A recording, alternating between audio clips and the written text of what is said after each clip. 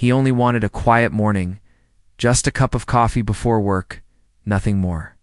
But the moment he stepped inside that cafe, the air shifted. Eyes followed him, whispers rose, and one officer's stare turned into something far darker than suspicion. Within seconds, a simple misunderstanding twisted into violence, and the room fell silent as his dignity was stripped away in front of strangers. Yet what no one knew, not the customers, not the cop, not even the manager, was that this man carried a truth powerful enough to flip the entire moment on its head. So, the real question is, what happens when the victim isn't who they thought he was? Before we dive into today's story, I want to ask you something. When was the last time you stopped and really saw someone beyond assumptions, beyond appearances? Today's story isn't just about one person. It's about a reality millions face every day. As you watch, think about the moments where courage, awareness, and truth can make a difference. And if this story moves you, share it. Talk about it, because change starts when we face the truth together. Before the world judged him for a moment, they misunderstood. Marcus Hale lived a life built on quiet discipline and steady purpose. Every morning, he rose before the sun, letting the soft glow fill his apartment while the city still rested under a blanket of half-light. He liked those early hours, the silence, the stillness, the feeling that he could breathe without the weight of the world pressing against his shoulders. Marcus wasn't extraordinary in the way society typically defined it. He wasn't famous, wealthy, or loud, but he was steady, careful, patient, the kind of man who double-checked his emails, ironed his shirts the night before, and held doors open for people who rarely said thank you. He worked as a digital forensics specialist, a job hidden behind screens and silence, one that demanded focus and left no room for ego. Most people assumed he was just another office worker. He let them assume it. The less they knew, the less they questioned, and the easier his real duties remained. That morning, like many others, he planned a simple routine: review a pending case, send a few encrypted reports, and stop by the cafe down the street for breakfast. It was the one place where he felt anonymous, where the smell of roasted beans and fresh pastries softened the noise of life. The staff knew him only as the quiet guy with the laptop, and he preferred it that way. But beneath his calm exterior, Marcus carried memories that shaped who he had become. Moments from childhood confrontations, assumptions, wary stares from strangers who couldn't accept a young black boy walking through the wrong neighborhood. Moments that taught him to walk with caution, to measure his words, to shrink himself in public places to avoid conflict. Those lessons followed him into adulthood, settling under his skin like a quiet ache he never discussed. Yet on this particular morning, a lingering tension buzzed in his chest, subtle but persistent, as if the world around him shifted just an inch out of place. He noticed the change as soon as he stepped outside: the sirens in the distance, the patrol car lingering on the corner, the way an officer briefly slowed down to glance at him. A glance that lasted too long. He brushed it off at first. But a storm always gives its first warning in whispers. The cafe sat tucked between a flower shop and a small bookstore, its glass windows fogged with warmth from early morning crowds. For Marcus, it was a sanctuary of routine, quiet enough to think, crowded enough to disappear. He stepped inside, letting the familiar warmth settle over him as the door's soft bell chimed behind him. Inside, people sat hunched over laptops, chatting in pairs or scrolling through their phones. The aroma of freshly ground coffee blended with the faint sweetness of pastries rested behind the glass counter. It felt safe, ordinary, yet Marcus still scanned the room out of habit before taking his seat near the back. Facing the entrance, he always sat facing the entrance. It wasn't paranoia, just a learned form of self-preservation. Stay aware. Stay prepared. Never let your guard down completely. Life had taught him that comfort was a luxury, and awareness was a necessity. As he set his laptop on the table, his mind wandered back to the encrypted documents he'd been analyzing earlier that morning. A high-profile case involving fraudulent transactions and leaked security data. Nothing dramatic, not the kind of case that made headlines, but important enough to require strict confidentiality. Only a handful of people even knew he was assigned to it, and that secrecy gave him a quiet reassurance. His job didn't blend well with public attention. He placed his order, received his usual nod from the barista, and returned to his seat. Everything felt normal, calm, familiar. But then the door opened again. In walked a uniformed officer, broad-shouldered, jaw clenched, scanning the cafe with a sharpness that made several customers sit up straighter. He seemed agitated, restless, as if he had come looking for something, or someone. His eyes swept the room with a tension that cut through the warmth of the cafe like cold air through an open window. Marcus noticed the shift instantly. He watched as the officer exchanged a few words with another customer, then moved toward the counter with steps that felt too heavy for the quiet morning setting. The barista stiffened. A couple near the window exchanged uneasy glances. Marcus felt that hum of tension in his chest again, stronger this time. Something was off, not loud, not obvious, just wrong, and in the smallest moments. Tension has a way of revealing what the day truly holds. Marcus tried to redirect his focus to the screen in front of him, but his attention kept tugging back toward the officer. It wasn't the badge that bothered him. Marcus had worked alongside plenty of honest, hard-working officers. It was the energy he brought, a simmering aggression that stirred the air around him. The officer ordered something, but his eyes continued scanning the room, briefly, sharply, almost hunting. Marcus lowered his gaze, hoping to avoid unnecessary attention. Yet he felt it, the stare. That heavy, unspoken appraisal that pinned him for a reason he didn't know, for a suspicion he didn't earn. It was the kind of look he had experienced too many times before, one that didn't see him as a man sitting quietly with a laptop, but as a threat. He shifted in his seat. The officer stepped closer, not directly toward him, not yet, but in a slow orbit, as if closing in on an unspoken target.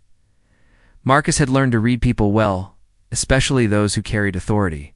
He could sense intention even in small gestures. And something about this officer's posture signaled that he wasn't here for coffee. He was here because he was already angry, already searching for a place to land that anger.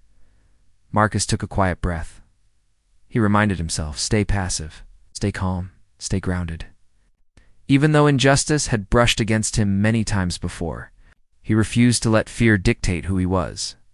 Still, the tension grew. A woman near the front door stepped aside nervously when the officer moved past her. A man typing on his laptop paused and sat a little straighter. The barista kept glancing toward Marcus, then back to the officer, as if sensing the invisible thread of tension between them. Something was coming. Marcus didn't know what, but every instinct told him to stay alert, because sometimes danger doesn't announce itself. It walks in quietly, looks around, and chooses its moment. The officer finally positioned himself near Marcus's table, pretending to observe the menu board as his gaze repeatedly slid toward Marcus's laptop, his hands, his face. There was a tension in the air that even those not paying attention could feel. Conversations dimmed. Chairs shifted. The cafe grew quieter without anyone fully realizing why. Marcus continued typing, though his thoughts drifted farther from the document with every passing second. He wasn't doing anything suspicious, nothing even remotely unusual. However, the problem with prejudice was that it often didn't need a reason. It only needed a target. He'd seen men like this officer before, men who mistook authority for ownership, judgment for instinct, suspicion for certainty. Men who approached others with an arrogance born from never having their actions questioned. Marcus's heart beat steadily but heavily. He kept his face neutral, his posture calm. If he reacted too quickly, he'd be agitated. If he stayed too calm, he'd be rehearsed. If he asked a question, he'd be challenging authority. It was a maze with no safe path, and he'd walked through it his entire life. The officer suddenly stepped closer to close, and Marcus felt the shift in the room. The barista swallowed hard. A teenager near the wall put his phone down. People sensed conflict before it began, the way animals sense a storm before the first crack of thunder.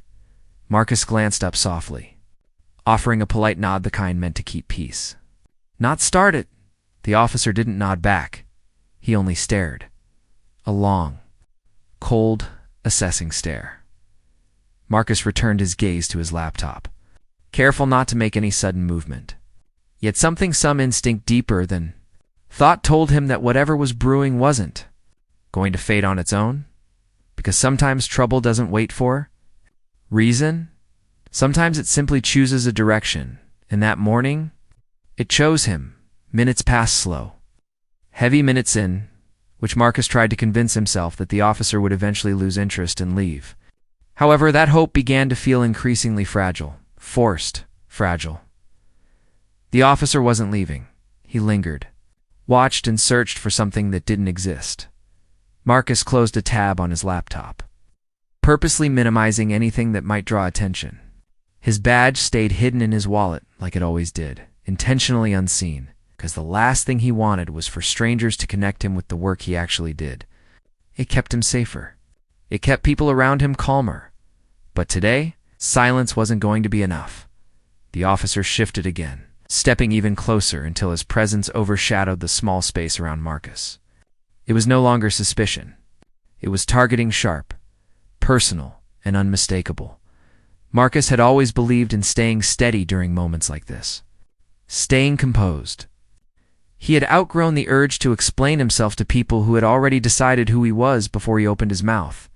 But even he felt his patience tightening under the weight of the officer's stare.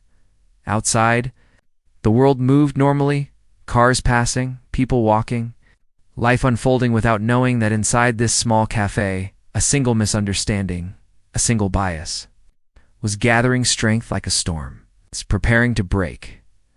Marcus inhaled slowly. He didn't know exactly how the moment would unfold, but he sensed that everything in his life, the discipline, the patience, the resilience was about to be tested in a way that would reveal far more than anyone in the cafe expected, because conflict was no longer creeping toward him.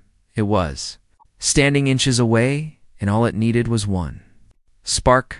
Marcus's calm, controlled morning had begun to unravel in the quietest possible way. The kind that crept up without warning until every second felt amplified. The officer remained near him, a shadow looming over his table, every movement deliberate, every glance weighted. Marcus felt the energy of the room tighten, as though the very air had thickened.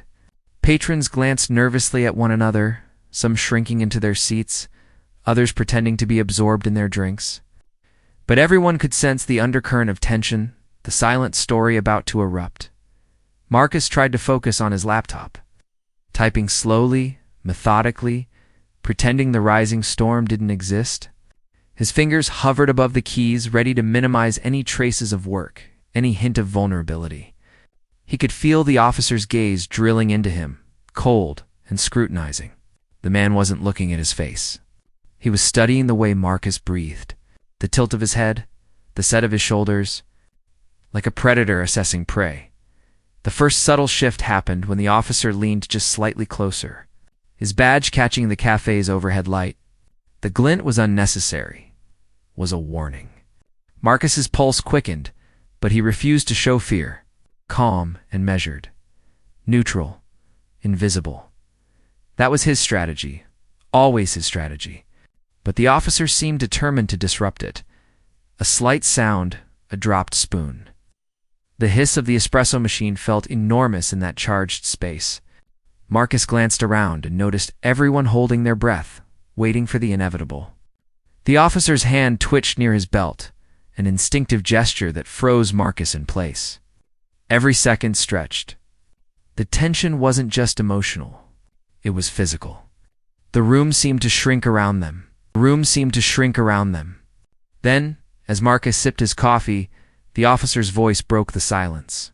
Low-clipped, authoritative, "You, over here." The words were simple, but in their tone they carried accusation, entitlement, and a preemptive judgment. Marcus froze not because he didn't know how to respond, but because he knew the rules of engagement had already been written, and he hadn't agreed to them. This wasn't a request.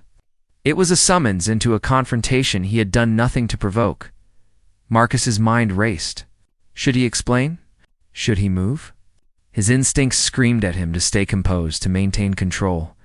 Years of training in patience, observation, and discipline converged in this moment. But he also knew the invisible line he was approaching, the line that, if crossed, could escalate in ways no one in this small cafe could predict. The officer stepped closer, cutting off the barista's access to the counter, standing as a physical barrier between Marcus and the world. The space between them narrowed, each inch compressing the charged air. Marcus could hear the faint intake of breath from the other patrons. He noticed a young couple near the window exchanging a glance that said everything words couldn't capture: tension, fear, anticipation. Marcus set his mug down carefully.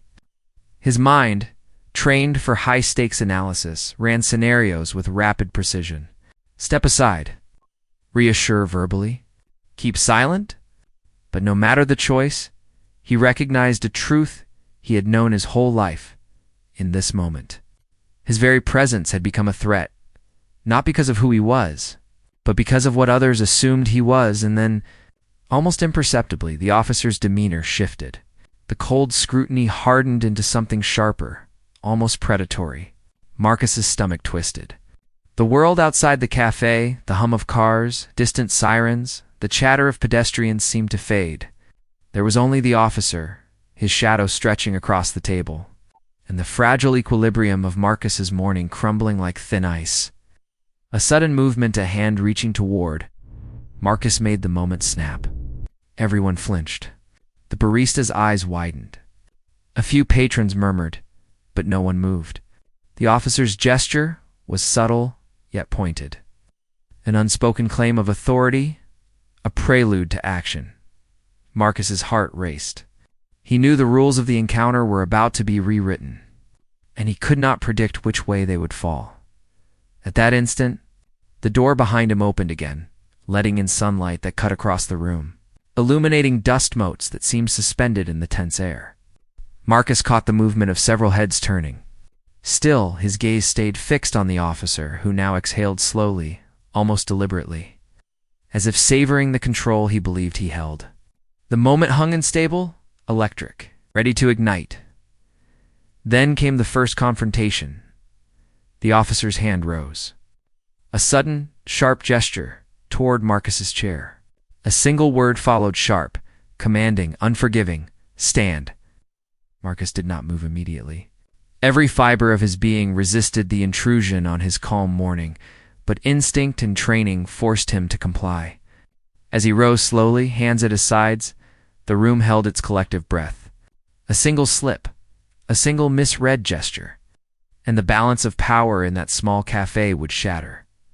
Marcus could feel every heartbeat, every tiny motion, as if the entire world had condensed into the space between him and the officer.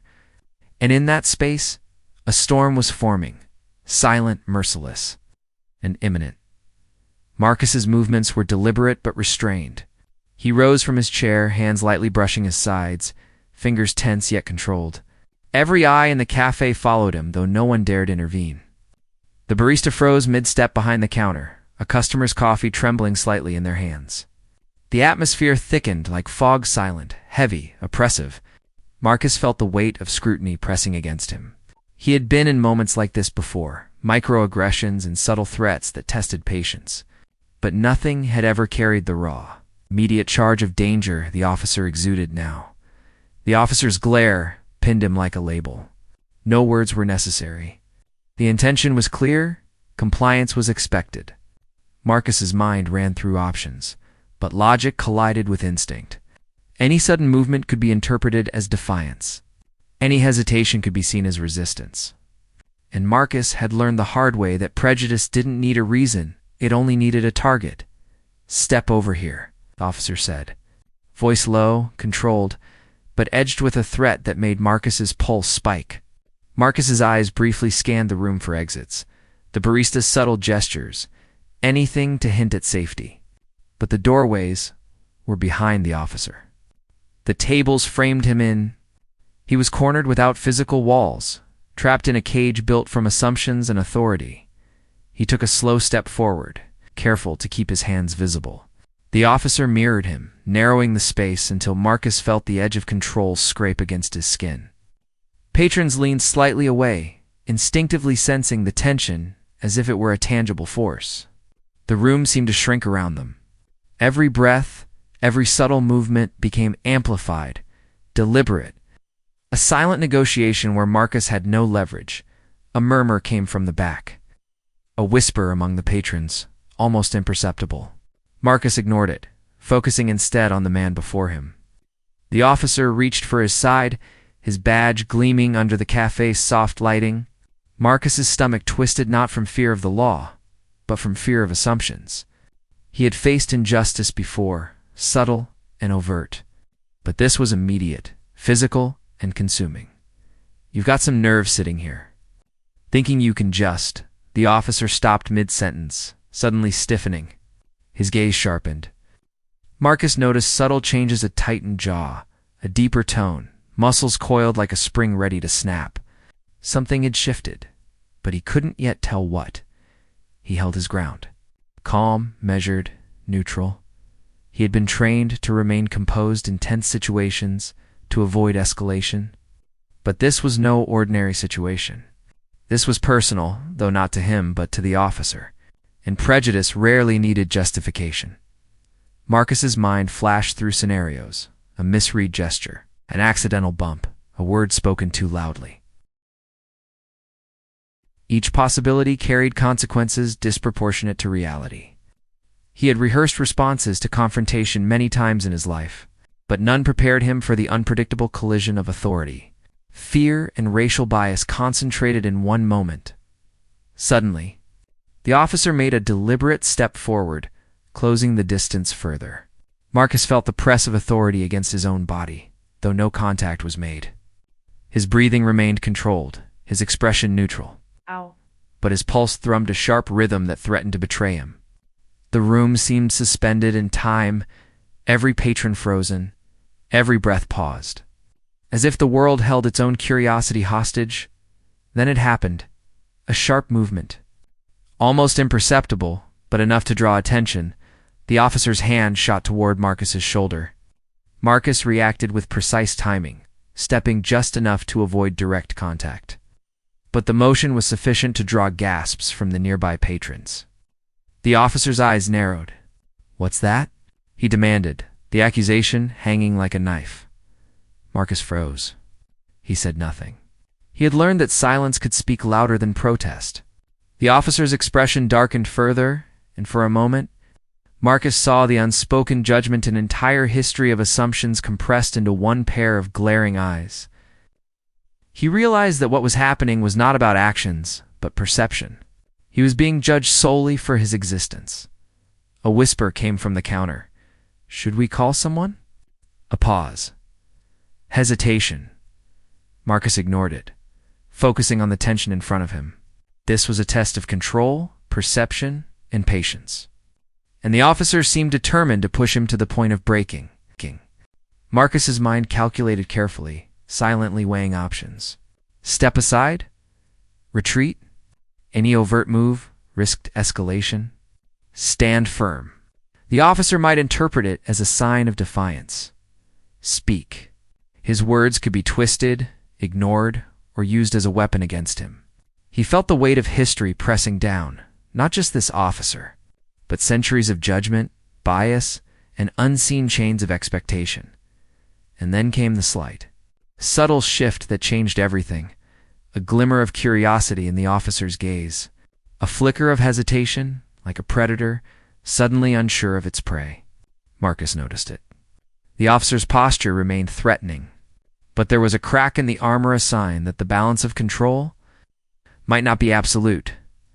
Yet before Marcus could process it, the officer's voice rose, sharper this time. Louder, move it, now. And in that single instant, the room seemed to hold its collective breath. Waiting to see whether order or chaos would break first, Marcus's heart thumped like a drum in his chest, steadying itself against the rising tide of tension.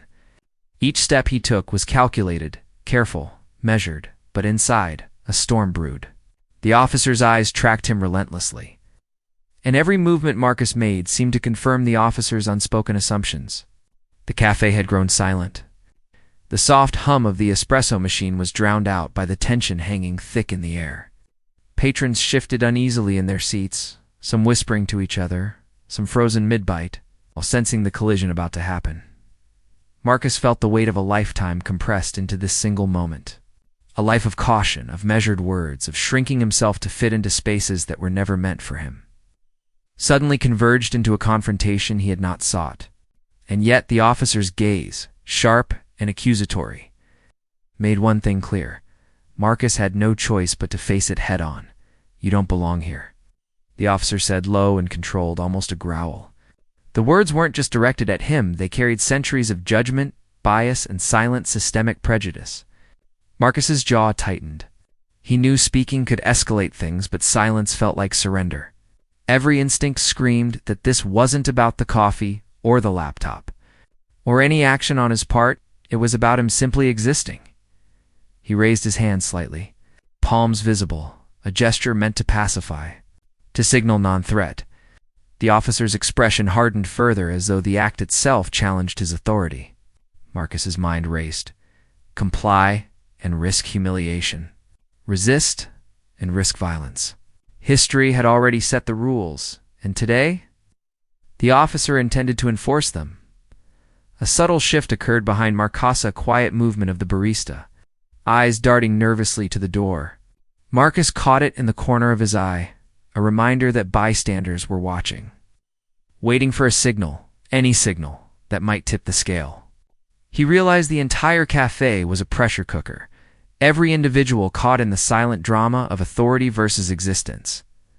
The officer stepped closer, his body a barricade between Marcus and freedom.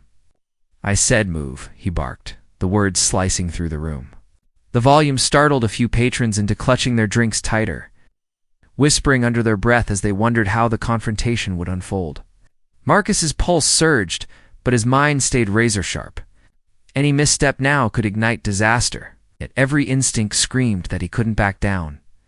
Marcus's eyes flicked toward the door, measuring distance, assessing escape options, but there were none.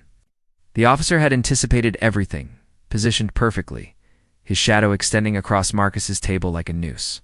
Marcus's fingers tensed against his sides, his breathing steady despite the adrenaline surging through his veins. He knew that in this moment, perception was reality. The officer's perception of him was already skewed. Then, a sudden, sharp movement.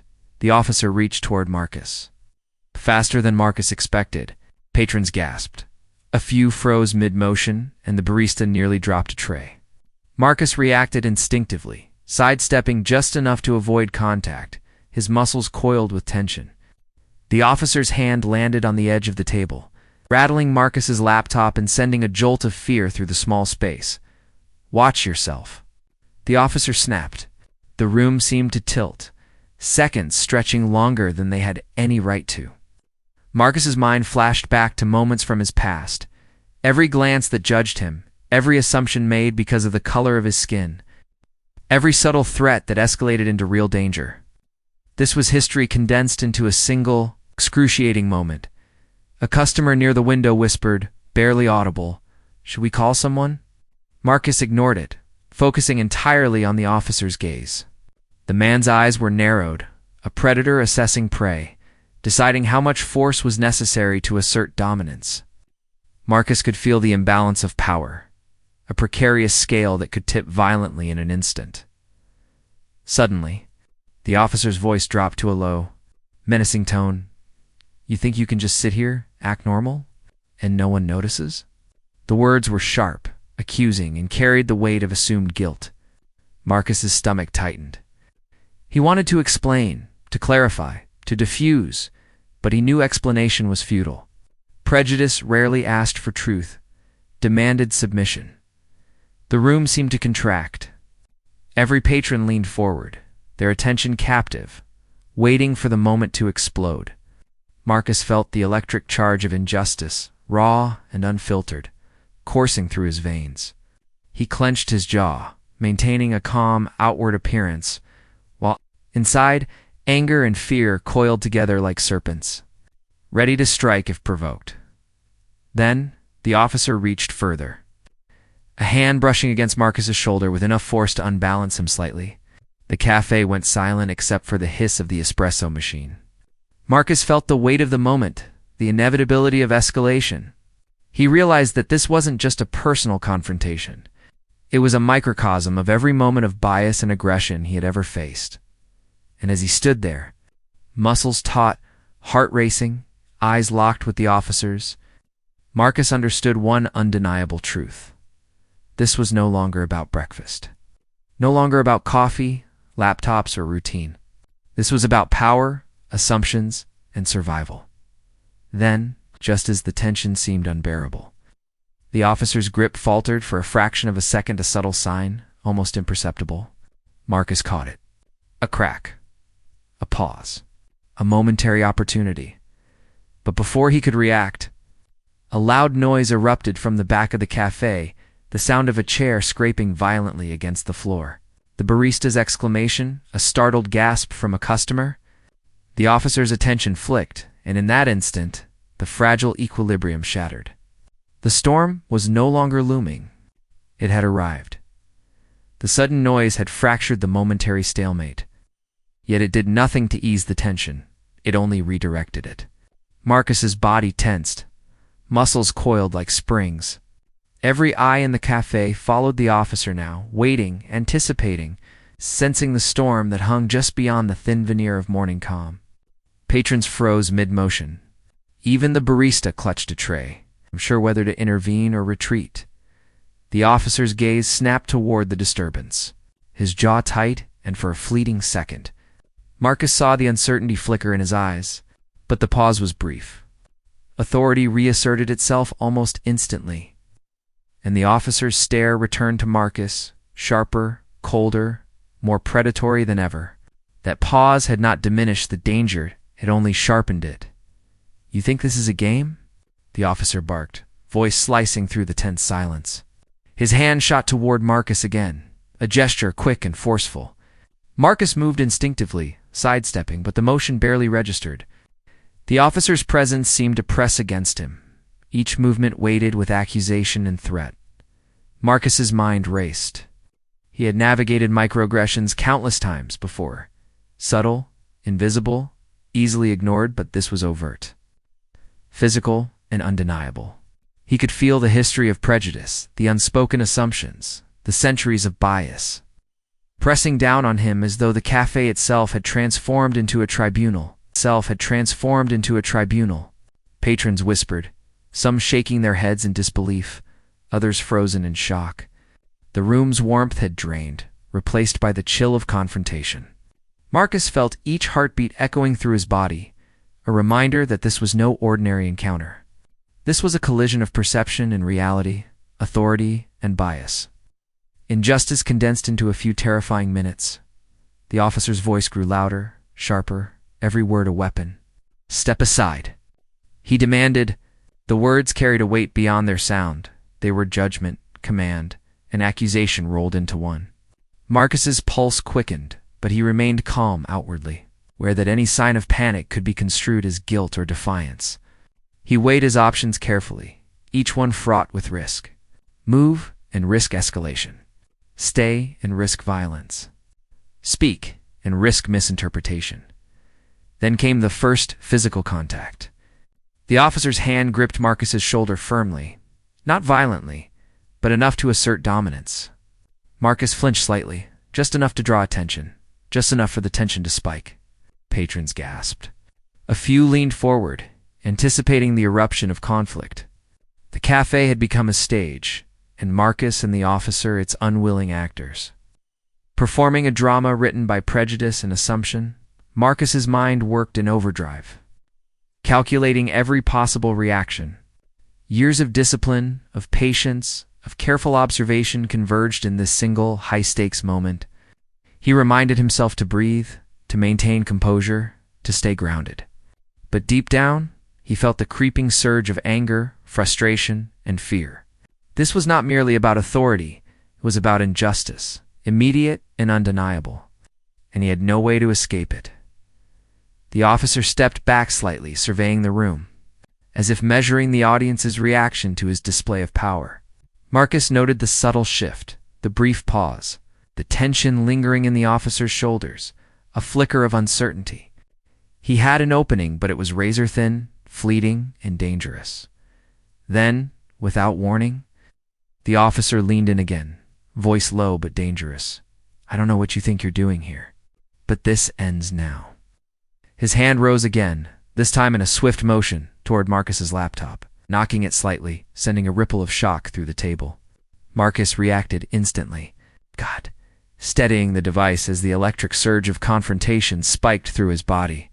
The cafe's patrons held their breath. No one moved. The barista's eyes widened, a silent plea that Marcus ignore the aggression. But Marcus couldn't. He understood that inaction might be seen as compliance. But compliance would not protect him from the escalating bias. Every instinct screamed that he needed to assert himself, carefully, strategically, without igniting the officer's fury. Marcus's gaze met the officer's. Time seemed to slow. Each second stretched taut with tension. He felt the weight of history, countless individuals who had faced similar moments of judgment and aggression simply because of the color of their skin. He felt their silent presence, their collective pain, their warning. One wrong move could have irreversible consequences. Then came the slight, almost imperceptible shift. The officer's eyes flickered. A flash of hesitation, the slightest crack in his armor. Marcus caught it immediately. It was a fleeting moment, a breath, a heartbeat, but it was enough. He understood instinctively. This was the pivot point, the fragile threshold where everything could change in an instant, before Marcus could act. The door opened again, this time with more urgency. A delivery person entered, momentarily distracting the officer. The cafe exhaled collectively. The officer's attention shifted, just enough for Marcus to feel the tiniest relief. But it was only temporary. The storm had not passed, had only paused, waiting, simmering, ready to strike the moment the opportunity presented itself. And Marcus knew, with absolute certainty, that the confrontation was far from over. The officer's focus would return in the full weight of bias, authority. An unearned aggression would be unleashed in ways he could not yet predict. The room was silent once more. But the calm was false. Every patron sensed it. Every muscle in Marcus's body knew it. This was the eye of the storm, the moment before chaos erupted on. No one could say what would happen next. The temporary pause was almost deceptive. Marcus could feel it, the kind of quiet that precedes a storm, the stillness that hides the full force of what is about to erupt. Patrons adjusted nervously in their seats, murmuring to one another in hushed tones. As the hum of the cafe gave way to tension so thick it was almost tactile, every eye followed the officer. Every breath synchronized with the pounding of Marcus's own heart. The officer's attention snapped. Back to Marcus like a drawn bowstring. His eyes narrowed, jaw clenched, and the subtle hesitation vanished as if it had never existed. Marcus stood perfectly still, hands visible, muscles coiled. He had felt danger many times before, but nothing matched the immediacy, the weight, the raw intensity of this moment. Every instinct in his body screamed that one misstep, one misjudged gesture, and the situation would spiral beyond control. "You're making this harder than it needs to be," the officer growled, stepping closer. Each movement felt deliberate, a prelude to something Marcus could not yet name. He knew better than to respond verbally. Words could inflame, could be twisted into justification. He had learned to communicate through stillness, through calculated presence. But calm could only do so much when the other party's intent was already hostile. Marcus's mind flashed through scenarios, strategies, and escape routes, all theoretical, none practical. The cafe had become a battlefield, a small, confined, and unpredictable space. Each patron was a potential witness, each movement a variable in a tense, volatile equation. Marcus was aware of everything, every glance, every subtle shift, every micro-expression, but awareness alone could not shield him from the officer's aggression. A sudden, sharp gesture, the officer's hand reaching toward Marcus again, made the moment snap. Patrons gasped. The barista froze and a spoon clattered onto the floor. Marcus sidestepped with precision, maintaining composure. But the tension spiked further. The officer's expression darkened. His authority now crackled with a barely contained anger, the kind of rage that was less about the situation and more about power, control, and prejudice. Marcus's chest tightened. He had trained for high-pressure situations, had prepared for confrontations where stakes were measured in seconds, in decisions that could determine outcomes. Yet this was different. This was an encounter defined not by action, but by assumption, bias. In centuries of injustice distilled into one human being's perception of him. "You think you can just stand there?" The officer barked, voice sharp, slicing through the charged air. The words were less about inquiry and more about assertion, a declaration of control. Marcus's hands rose slightly, not in surrender, but in a measured display of neutrality. He met the officer's gaze without flinching. Every muscle was taut, every instinct alert. Then came the subtle but decisive shift, the moment Marcus had been waiting for. A flicker of recognition passed over the officer's face, almost imperceptible, like lightning behind clouds. Something unspoken had caught his attention, something that fractured his perception, however briefly. Marcus noticed it immediately. The split-second vulnerability that could change the trajectory of the entire confrontation, before Marcus could process it fully. The officer's hand moved faster, aimed at his laptop again. Marcus reacted instantly, deflecting with careful precision, keeping control while avoiding provocation. The movement sent a shockwave through the room. Patrons leaned forward, eyes wide, holding their collective breath. This was more than tension, it was electric, alive. Waiting to explode, time seemed suspended. Marcus could feel every heartbeat, every breath. Every subtle motion of the officer as the moment stretched, fragile as glass. History was compressed into these seconds, every injustice. Every microaggression, every assumption carried by those in power, concentrated in this singular encounter. Marcus stood poised on the edge, aware that the next move could define the entire course of the morning, and perhaps more. A sudden sound, a chair scraping sharply against the floor, distracted the officer again. His head snapped toward the noise, giving Marcus a fraction of a second. It's a sliver of space to breathe, to strategize, to survive. The storm had paused, but only momentarily. The tension had not eased. It had merely shifted, condensed into a sharper, more dangerous point. Marcus's mind raced. He had one opportunity to navigate this, one chance to assert his presence without igniting the officer's fury. He took a slow, deliberate breath, centering himself, and felt the energy of the café around him. The barista, the confined space, and prepared for the inevitable confrontation. The officer's attention would return, more forceful, more threatening, more determined to assert dominance. The room seemed to hold its collective breath, waiting for the next spark. Every patron, every bystander, every silent witness was caught in the gravitational pull of what was about to happen. Marcus's body was tense but controlled, a perfect combination of readiness and restraint. He understood the stakes. The next moment could tip the balance, reveal truth, and expose the raw injustice that had been simmering beneath the surface. And then, as if the universe itself had timed it, the officer's focus snapped back to him. The gaze was sharper, harder, laden with the full weight of prejudice and authority. Marcus squared his shoulders, meeting the stare without flinching. He had prepared for this. He had endured much worse, but now it was real, immediate, and unavoidable. The storm was no longer on the horizon. It had arrived, and Marcus had no choice but to confront it head-on. The café had become a crucible of tension. Every breath, every heartbeat, every subtle twitch of muscle seemed amplified, stretched to a point where seconds felt like minutes. Marcus stood rigid, aware of the officer's presence like a physical weight pressing against him. The man's glare bore into him, relentless, predatory, filled with assumptions that had nothing to do with Marcus's actions and everything to do with the color of his skin. "You think you can just sit here?" The officer demanded again, voice sharp, low-edged with anger. Each word reverberated in the small space, bouncing off the walls and puncturing the nervous silence of the patrons. Marcus's stomach twisted, but he refused to give an inch. He knew that showing fear, even subtly, could be interpreted as guilt or worse, provoke an aggressive escalation. The officer took a step forward, hand hovering near his belt. Marcus's instincts kicked in.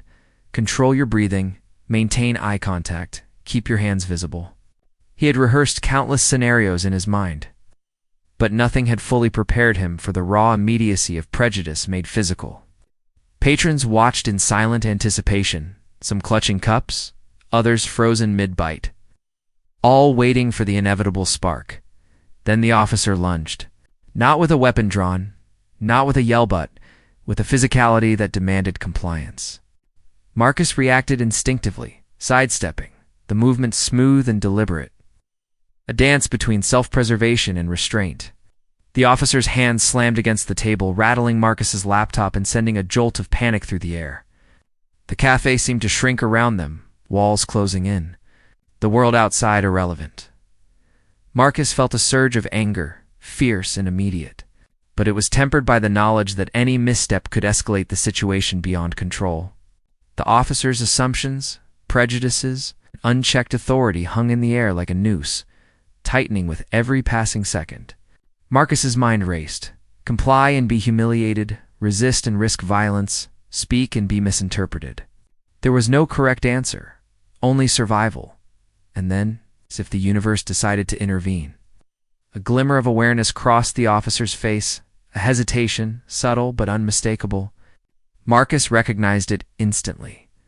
A crack in the armor of perceived power, a chance, however fleeting, to reclaim agency. The storm was not over, but the tide might be turning.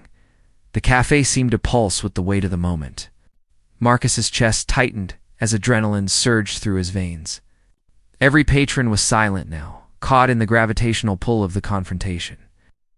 Their breaths shallow, their movements tentative. Even the soft hiss of the espresso machine felt magnified, each sound an echo of the tension vibrating through the room. The officer took another deliberate step closer, his presence looming like a dark cloud. Marcus felt the heat of judgment, the crushing weight of assumption pressing against him, force far heavier than any physical touch. "Step aside," the officer demanded, voice edged with menace. The words were simple, but they carried centuries of unspoken bias, a demand for submission that Marcus refused to grant. Marcus's mind raced, each second stretching taut with possibilities. Move and risk escalating the aggression. Stay and risk humiliation or worse. Speak, and the officer might twist his words into justification for violence. Every choice was perilous, a test of instinct and endurance. He could feel the storm inside him, fear, anger, defiance, all coiling together, threatening to explode if not carefully controlled. Then, without warning, the officer's hand shot toward Marcus. Aiming to assert dominance through a sharp push, Marcus reacted instantly, sidestepping while keeping calm, his movements precise, controlled, deliberate. The table rattled, the laptop teetered, and the tension spiked so high that it felt almost tangible, like electricity crackling in the air. Patrons gasped, some instinctively recoiling, others frozen in place. Captivated by the drama unfolding before them, Marcus met the officer's eyes, refusing to look away, refusing to submit. The flicker of hesitation he had noticed earlier persisted, subtle, but enough to give him hope. He understood instinctively that authority without certainty is fragile in that perception. Once challenged, can shift the balance. Even for a heartbeat, the officer's voice grew harsher, tighter, filled with frustration and the unrelenting force of assumed superiority. I said, "Move." His hand hovered again, twitching as if ready to strike. Marcus remained motionless, a living testament to control under pressure, every muscle primed, every sense alert. The tension was suffocating, pressing down like a physical weight. Yet within it lay an opportunity, a chance to expose the truth. To survive without surrendering one's dignity. Then came the sudden, sharp sound of a chair scraping violently against the floor. The barista had dropped it in fright. The officer's attention flickered, giving Marcus the tiniest sliver of space to breathe. The storm had not ended, but for a fleeting moment, the equilibrium wavered. Marcus realized that the next few seconds would define the course of the encounter. The pause was fleeting. The officer's gaze snapped back to Marcus, dark and unyielding, every ounce of assumed authority radiating from him. Marcus's body remained taut, controlled, each movement deliberate. But inside, his adrenaline surged, a wild current threatening to overtake reason. Every patron in the café held their breath, sensing the impending eruption, caught in a collective suspense that felt almost unbearable. Without warning, the officer reached toward Marcus again, this time with a force that was undeniable. The push landed against Marcus's shoulder, startling, assertive, an unmistakable act of aggression. Marcus's instincts flared. He pivoted slightly, maintaining balance while refusing to submit, his eyes locked on the officer. The café seemed to shrink, walls compressing, time stretching unnaturally, each second a heartbeat of tension. Each movement magnified beyond proportion.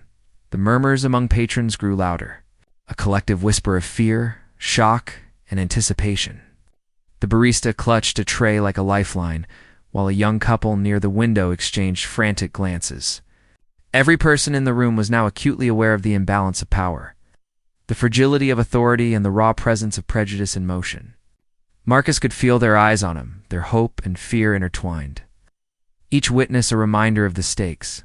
The officer leaned in, voice low, sharp, seething. "I've had enough of this. You think you can exist here?" The words were more than a question. They were a challenge, a declaration, a weapon. Marcus felt the weight of every assumption, every historical injustice, pressing down on him. He had faced prejudice before, but never with such immediacy, such intensity, such unfiltered force. And then Marcus did something unexpected. Not loud, not confrontational, but precise and revealing. He shifted subtly, producing a badge from his jacket, holding it carefully, deliberately, in full view. For a fraction of a second, the officer's eyes widened, his aggression faltering. Marcus's pulse raced, every fiber of his being alert, but he remained perfectly still, controlled, commanding without a word. The café seemed to exhale collectively. Patrons gasped, the tension snapping just slightly, the storm tilting precariously. The officer froze, the weight of recognition settling into his expression, a sudden recalibration of perceived authority. Marcus had not moved aggressively, had not provoked, had not given reason for harm, but the revelation shifted everything. An invisible pivot that exposed the fragility of unchecked assumptions. For a heartbeat, time itself seemed suspended. Marcus and the officer locked eyes, predator and prey redefined by revelation rather than action. The energy in the room was electric, poised between rupture and resolution, each second dripping with anticipation. And then, the officer exhaled slowly, almost imperceptibly. The first crack in his rigid demeanor. The café seemed to hold its breath. Marcus's badge gleamed under the soft overhead lights, a symbol of authority and truth that had transformed the dynamics of the room in an instant. The officer's posture stiffened, jaw tightening, as recognition spread across his features. The arrogance, the predatory confidence faltered into hesitation, almost disbelief. Marcus could see it. The shift in perception, silent acknowledgement that assumptions had misled him. But the moment was fragile, like a tightrope stretched over a chasm. One wrong move, one flicker of anger, and the tension could erupt again. Marcus remained poised, calm, hands visible, stance steady. Every breath was measured, every heartbeat a controlled drum in the storm of anticipation. Patrons leaned forward, eyes wide, feeling the weight of what had just been revealed. Whispers filled the air, low but audible. Surprise, shock. A collective awareness of the truth and the injustice that had preceded it. The officer's voice wavered slightly. The first crack in his dominance. I didn't, he stopped, as though realizing words were insufficient. His eyes darted, searching for a rationale that didn't exist, a justification for the aggression he had displayed. Marcus remained silent, allowing the revelation to speak for itself. The power of truth hung in the air, undeniable, immutable, a force neither could ignore.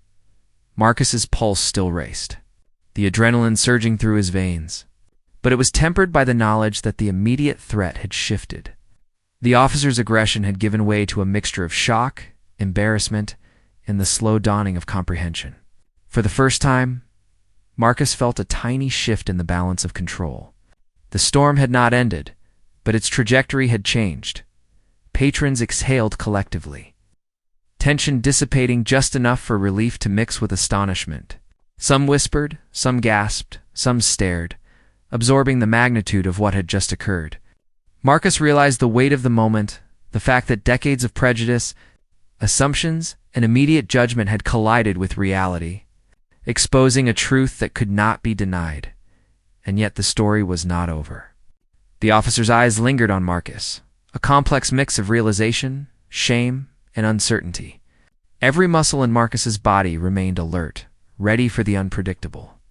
The tension had shifted from imminent danger to moral reckoning, but the emotional intensity remained palpable, hanging in the air like static, waiting for the final resolution. In that charged silence, Marcus understood a profound truth. This moment was more than personal, it was a mirror of systemic bias, an exposure of human prejudice, and a reminder that authority, when unchecked, could so easily misjudge, misinterpret, and harm. The climax had arrived, but the story's impact the lesson. The reflection was only beginning to unfold. The officer's eyes locked on Marcus, a flicker of recognition still dancing across his expression. Pride, authority, and bias had all collided with truth, and the collision left him momentarily unmoored.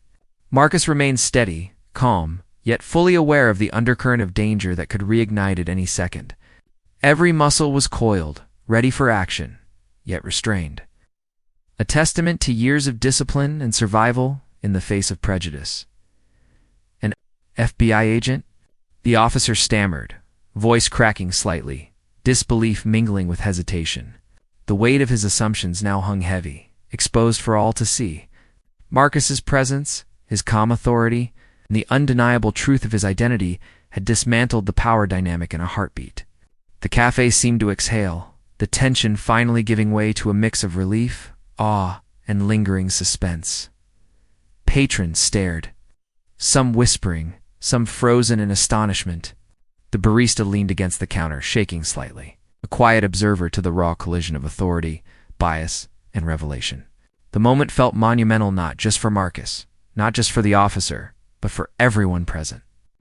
It was a microcosm of systemic prejudice, played out in real time, distilled into a single, unforgettable confrontation.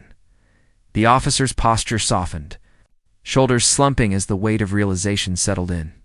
The aggression, the threat, the immediacy of danger momentarily dissipated, replaced by the first hint of understanding.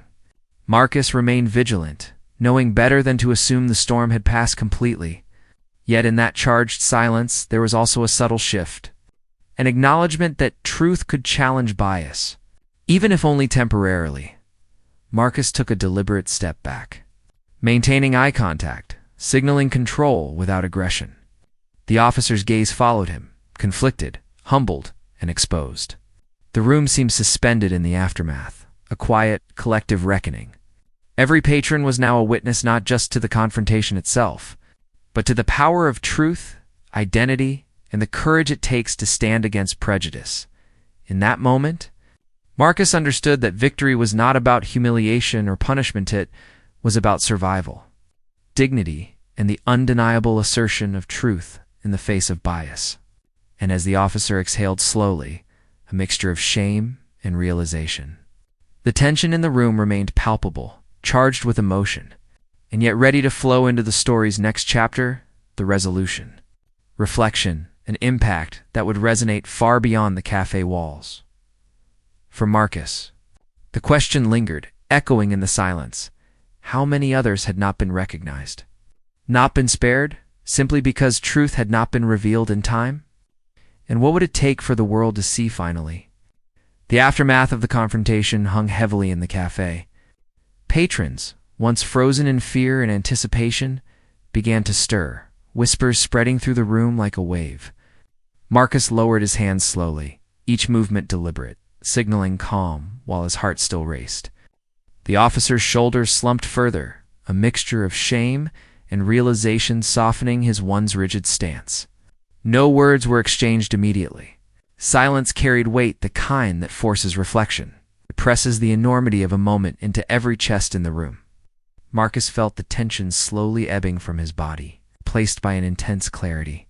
He had survived, yes, but more importantly, he had asserted the undeniable truth of his identity in a moment that could have ended in humiliation, or worse.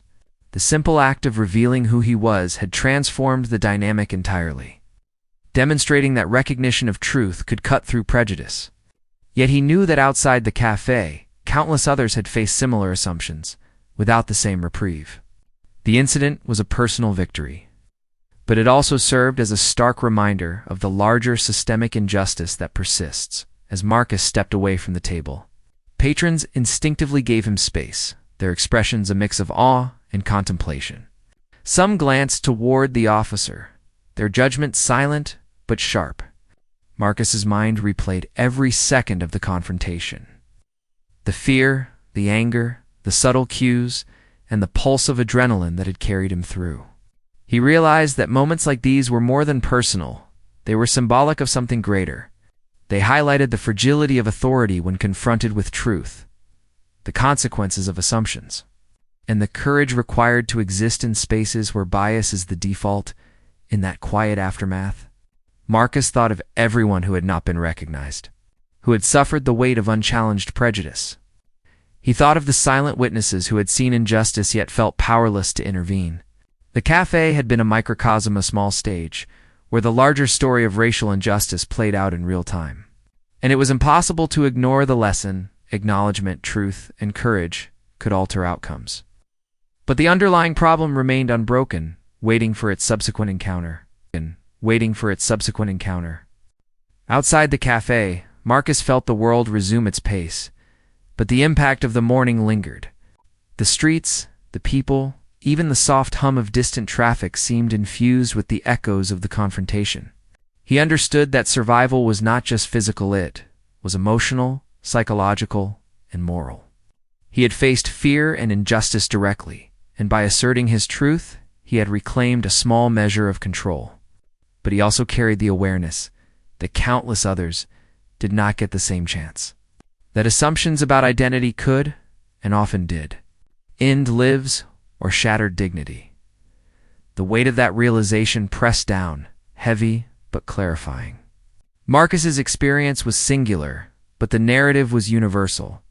Every encounter where bias determined action, every instant where identity was questioned or diminished, contributed to a cycle of injustice that stretched across generations. And yet, within that cycle, there was also the potential for disruption moments, where courage, visibility, and truth could pierce the fog of prejudice and illuminate reality for those willing to see. Marcus reflected on the officer. Now visibly shaken, grappling with the collision of authority and truth, the man had assumed dominance, acted on instinct shaped by bias, and yet, in an instant, the dynamics had shifted irreversibly. It was a powerful reminder that no system, no individual, is immune to the corrective force of truth. But Marcus also knew that recognition alone was not enough. For every lesson learned, there were countless instances where assumptions went unchallenged, perpetuating cycles of fear, judgment, and harm. He glanced back at the café, at the witnesses who had absorbed the unfolding drama. Their silence had shifted subtly into reflection, a recognition that injustice is not abstract. It is lived, observed, and perpetuated in small, seemingly ordinary moments. The impact of what had occurred would linger with them, a silent prompt to reconsider assumptions, question authority, and recognize humanity in every individual, regardless of appearance or circumstance. By the time Marcus left the café for good, the adrenaline had faded, replaced by a profound sense of purpose. He had survived, yes, but he also carried a message beyond himself. The encounter was not an isolated incident, it was a mirror reflecting systemic prejudice, subtle and overt, that permeates every corner of society. And the question remained, pressing and relentless. How many others had endured these injustices without the chance for recognition, validation, or survival? Marcus understood that stories like his were not just personal narratives. They were calls to awareness, reflection, and action. Each encounter held the potential to challenge assumptions, illuminate biases, and spark change. And as he walked into the broader world, he carried both the weight and the clarity of that truth. Survival is not enough. Acknowledgement, courage, and confrontation of injustice are what can create lasting impact. He paused, looking back, letting the weight of the moment settle in. The story of this morning, of every second of fear and revelation, would linger not only with him, but with all who bore witness. And the question echoed in his mind, and in the minds of those who watched: how many more moments like this will it take for the world to see, understand, and act finally? This story may have ended here. The conversation doesn't. How many more lives are impacted by assumptions, bias, and injustice before the world finally takes notice? Think about what you can do, what small action, what voice, what acknowledgement could make a difference today. If this story resonated with you, don't keep it to yourself. Please share it, reflect on it, and join the fight for justice in your own way. The question remains: how will you stand when truth meets prejudice?